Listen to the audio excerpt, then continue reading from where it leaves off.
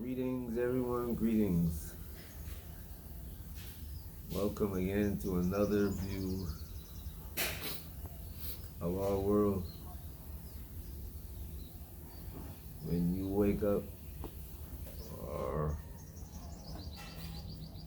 just before going to prepare for rest, sunrise, you're preparing for work, sunset, you're preparing for rest.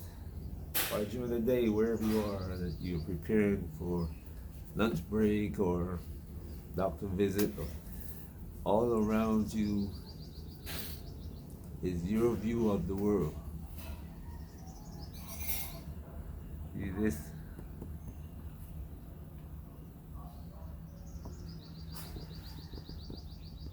Even when it's cloudy here, for me, it's still beautiful because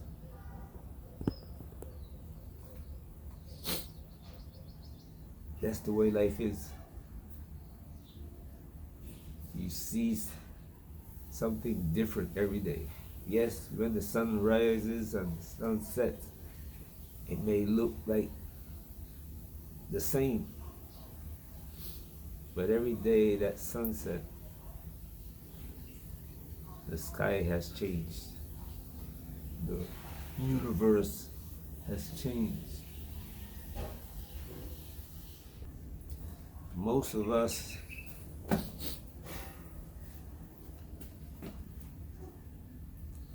see things and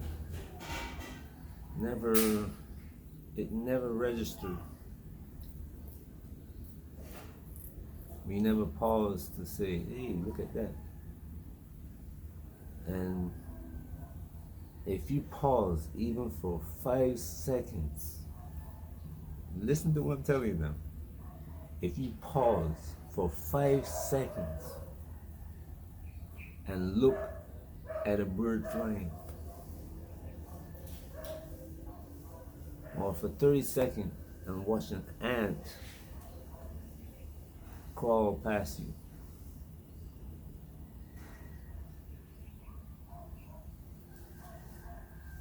one minute when you open your eyes in the morning and look around the room,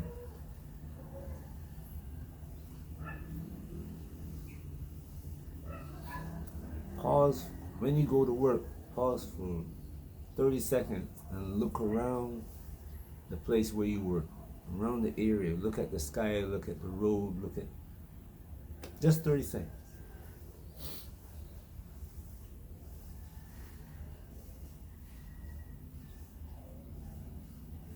Do it for 1 week and you will see the change in your life. You may not believe me, but try it. You may not believe me right now, but try it. Sit down when you arrive home from work or just before you go to bed with a piece of paper and just go 1, 2, 3, 4. What you remember from the day. I woke up at what time? I prepared coffee. I was ready to go through the door at this time in the morning. I got on the bus. I saw this as the bus was driving. Just write down about 10 things.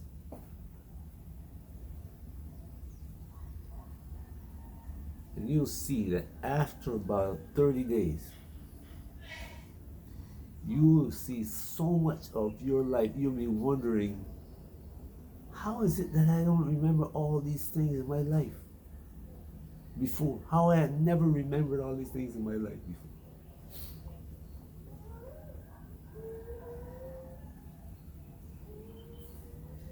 You see, there are things happening in your life that refocus your attention.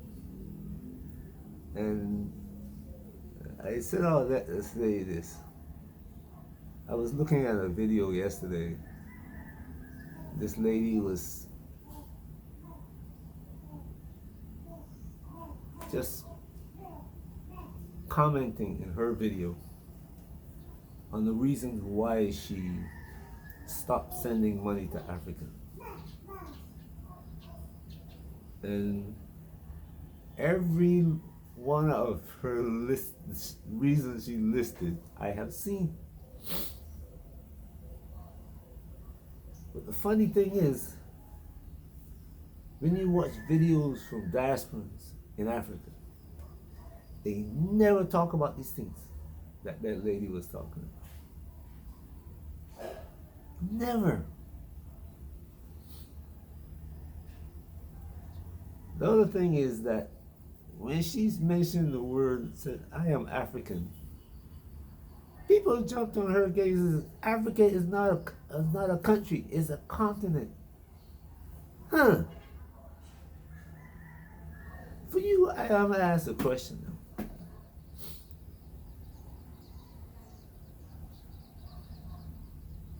If you talk to a man from Stuttgart,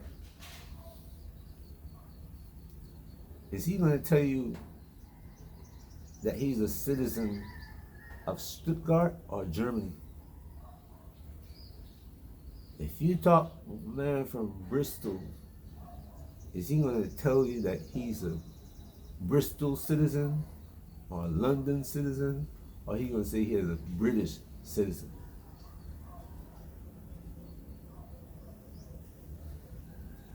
You people leave Africa going to Denmark. Do they call you a Kenyan or African?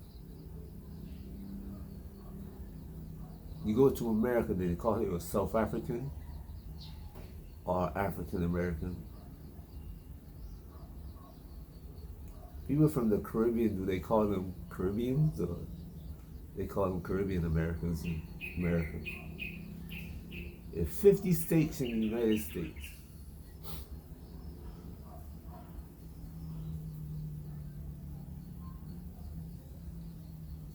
You meet somebody from New York, say, oh, you're American. You meet somebody from Texas, oh, you're an American citizen. How is it that these idiotic people are always trying to tell African people, you're not African because Africa is a continent? And you people let them get away with this foolishness.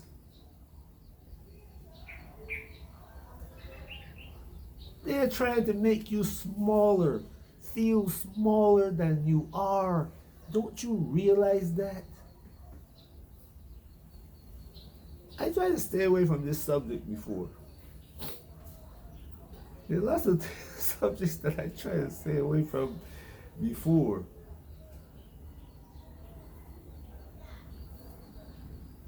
That are coming back to haunt me now.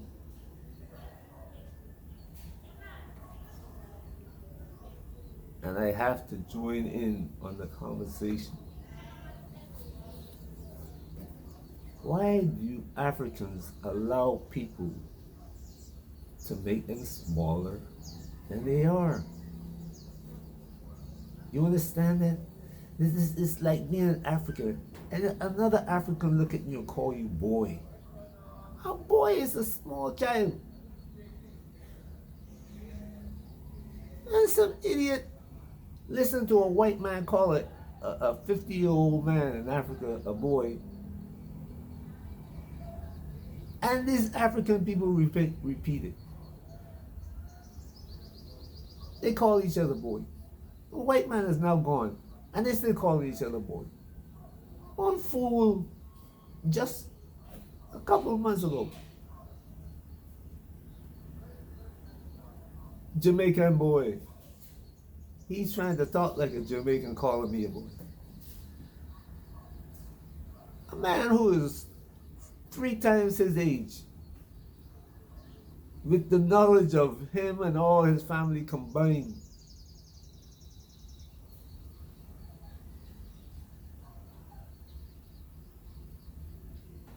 Looked at me and called me a boy.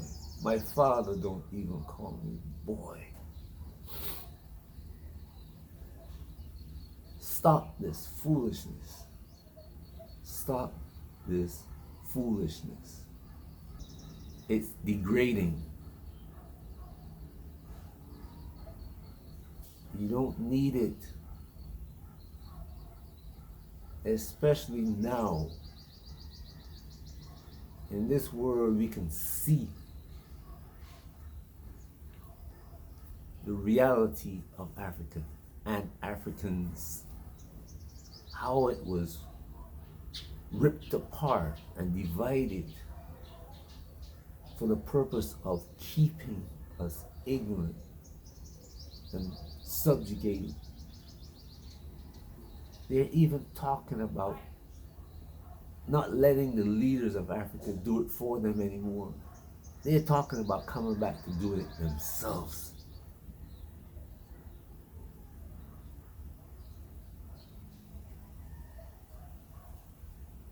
I know people are going to say, hey, it can't happen.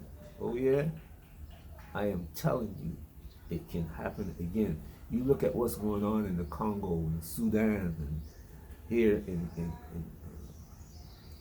Senegal, Cameroon, South Africa, where the Israelis trained the Boers, trained their family to kill black people. Not going to kill them, murder.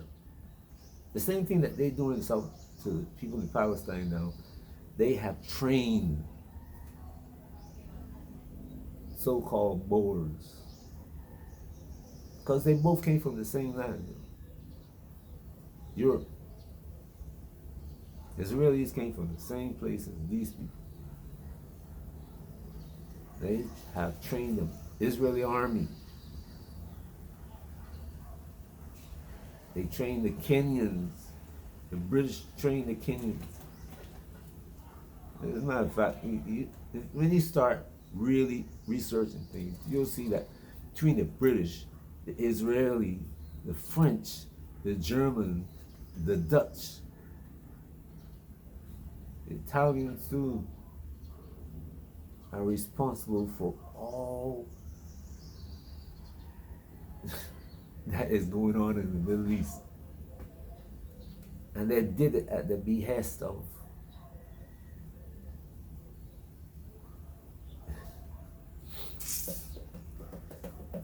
anyway, just look at history.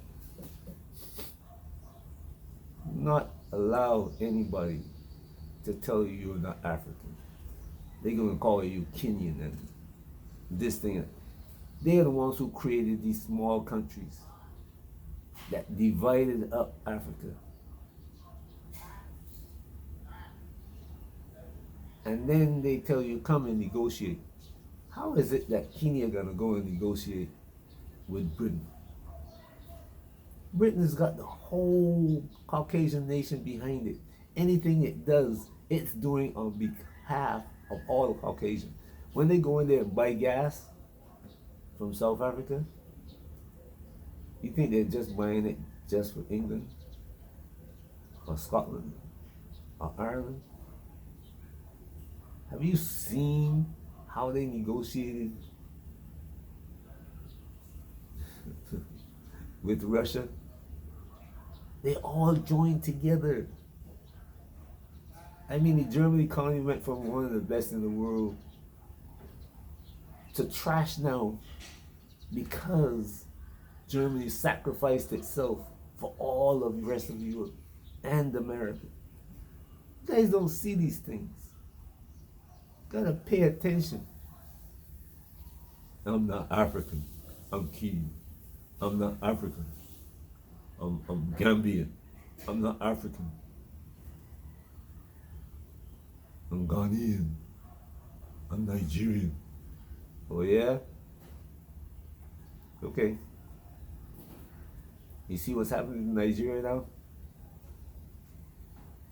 The criminality that once was kind of suppressed, nobody wanted to talk about.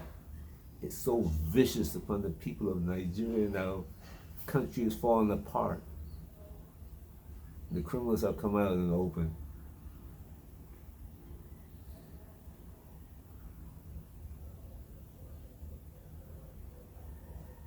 The government people are just taking what they want, how they want. and they're protected by the army and the police. The army and the police can't even fight the terrorists, but they're killing innocent Nigerians. Don't let these people make you smaller than you are. Bob Marley said, how could I give up? How can I give up a continent for an island? When they call him a Jamaican, say I'm born in Jamaica, but Africa is me. I give up a continent for an island. Nah, nothing to happen. Nothing, sir. Nothing to go, sir. Please, people.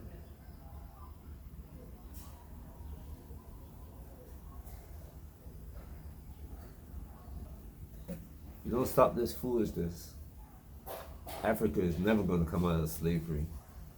And if you think Africa is not in slavery now, you're not enslaved. You better think again. Just look at the Europeans. Even they are enslaved. They're just in the hierarchy. Their leaders are telling them that they're better than you. And they want to believe it because they're getting food to eat right now.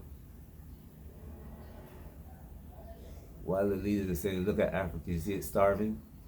They can't feed themselves. Lyndon B. Johnson, President of the United States, said, all I have to do is tell a white man that he's better than a black man, and he's on my side. Warning you again. Stay away from this foolishness. I, as an African,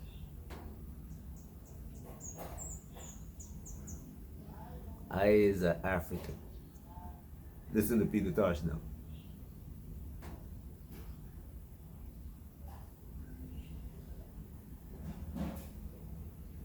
Have a great day wherever you are. Remember, make those little notes and look at things. It doesn't take long. Peace.